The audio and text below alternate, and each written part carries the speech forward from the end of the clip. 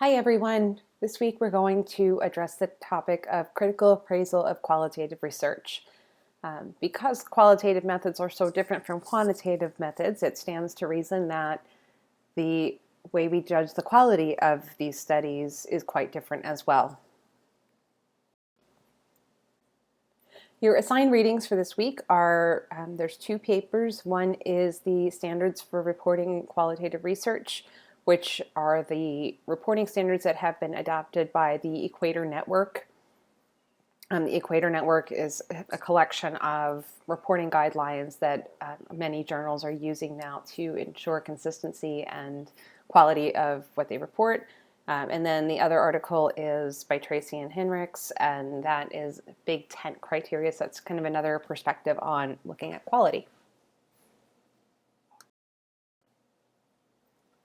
So again, the standards for reporting qualitative research are part of a set of reporting guidelines that has the goal of promoting high quality and consistency in research publications. So this checklist, this article and checklist identifies reporting elements that are common to all qualitative study designs. And it can be used by authors as they're writing, by journal editors and reviewers as they're making their critiques, and also by readers to evaluate the quality of a study. I'm not going to go through all of the items on the checklist because that's part of your reading and you're going to read that on your own. But certainly bring any questions you have to the course questions discussion forum. So Tracy and Henricks' Big Tent criteria are a little bit different. Whereas the guidelines give us a checklist of things to look for and what we should find in a study, these Big Tent so-called criteria are a bit more conceptual. So they argue that the topic should be worthy, that the study should be conducted rigorously, that it should be conducted with sincerity and credibility, that it should resonate with a variety of audiences, so it's not just for one target, that that many groups can get something out of it, that it makes a significant contribution, that it attended to ethical considerations, and that it has meaningful coherence. Now, I think I just threw out a couple words that you may not be familiar with, so I'm going to go dig a little deeper into a couple of these terms that you're going to see over and over again in qualitative research. And starting off, what do we mean by rigor? And there are these four concepts, components of trustworthiness that come from, they're generally agreed upon in a lot of qualitative reference texts and methodology texts. And they are credibility, transferability, dependability, and confirmability. And I'm going to break down what each one of those things is.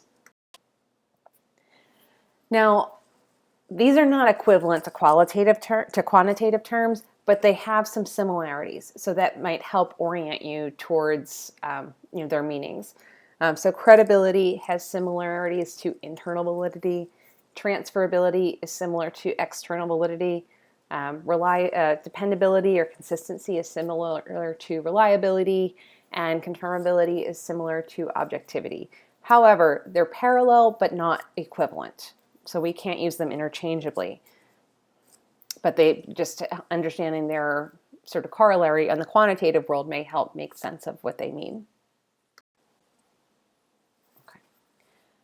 So credibility is a set of methods and sources used to support agreement between the participant perspectives and the researcher's interpretations. So we might ask questions like, were the participants appropriate for the research question? Were the right people included in the study? Was the data collection strategy appropriate? And were participants able to respond openly and honestly in the interview process? Some methodological approaches that help are including having enough time for the participants and researchers to engage, having multiple angles, having other researchers involved with more than one researcher, having multiple people review the data, looking again for multiple sources. So the terms that you might see related to enhancing credibility are triangulation. So we want to see triangulation sometimes of methods. So We might look at documents as well as conduct interviews. We might triangulate sources, so we might interview both patients and their caregivers to triangulate. Again, multiple investigators. We might use theoretical triangulation, so trying to interpret the data from multiple theoretical perspectives. Member checking is the process of taking your interpretation back to the participant. So I conduct an interview with participant A, I do my analysis and coding process, and then I go back and say, this is what I think it means. Do you agree with that? Does this sound like your experience? So that it's that process of going back and checking with them.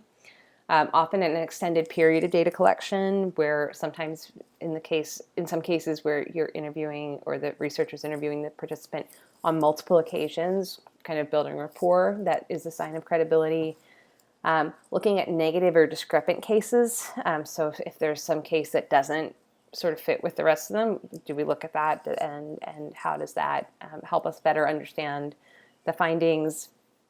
The researcher's position, so self-reflection and awareness of biases is a very important piece to enhance credibility and understanding what perspective the researcher is bringing to the process. And then peer review, so that can be, certainly there's a peer review process in publication, but there's also can be peer review of findings, and it could be even somebody who's not directly involved with the study, but who's knowledgeable about the topic. So transferability. Transferability is the idea that the results of one qualitative study could be applied to other contexts and situations. It is not, I repeat, it is not generalizability. Generalizability in quantitative research means that the findings can be generalized to a larger population. So if we do a sample of people with a certain condition, that the findings would then be generalizable to other people with that same condition. That is not what that is not what transferability is. Transferability involves reporting sufficiently so that the reader, the consumer of the research, is able to consider whether there were enough similarities that finding could be applicable to their situation. So the burden is kind of on the reader to make sense of it, but also on the researcher by reporting enough detail for them to make an informed decision. And how researchers can do this is by having purposeful sampling and being clear about their sampling strategies, so the readers can understand who was represented in the study, and by using what was referred to as thick description, so giving a very good description of the setting, the participants, and the findings to the extent possible.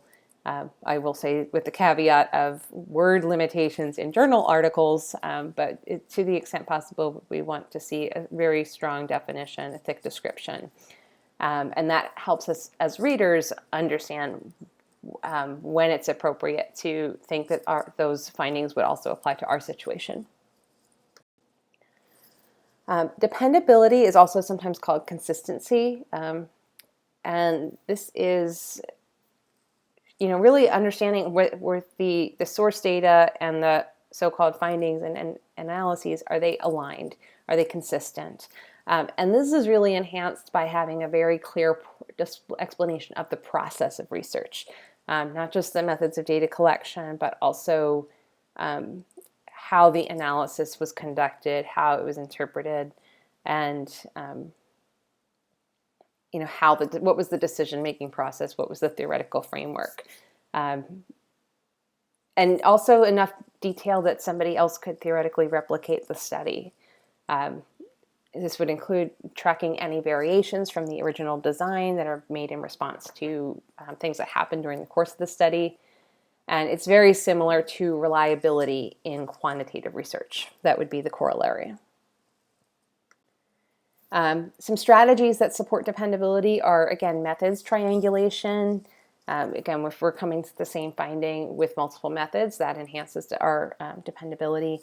Again, the researchers' reflexivity and understanding their position and biases. The peer review process does help with that, and then an audit trail. And often we don't see these in published journal articles, but it's really a detailed account of how the study was conducted and how the data were analyzed. We want to see some detail, of course, in a publication, but again, because of space limitations, that's not always possible. So, but we do want to see enough that we understand how it was done. And then finally, confirmability. These are procedures used to verify the truthfulness of the meaning of the research findings. The goals are to really make sure we're getting the participants' perspective of the phenomenon of interest and that we're clear on the meanings that people give to their experiences. So again, it's just another way of saying that how we interpret the data is consistent with how the participants intended it to be interpreted. Some strategies to enhance confirmability include keeping a reflective journal. So, for example, when I was conducting a qualitative study, after I would do an interview, I would spend some time writing down my reactions, or did something surprise me? Did something unexpected happen? Did any biases that I have come up as I was, sitting through that interview process? So keeping a reflective journal during the whole research process is really helpful. Again, having a peer audit or review things during the course of the study, during the analysis process. Checking with experts about ideas and interpretations. So say maybe you're new to an area, is there somebody who's more senior than you, more experienced, who can kind of give you some feedback on whether your interpretations make sense.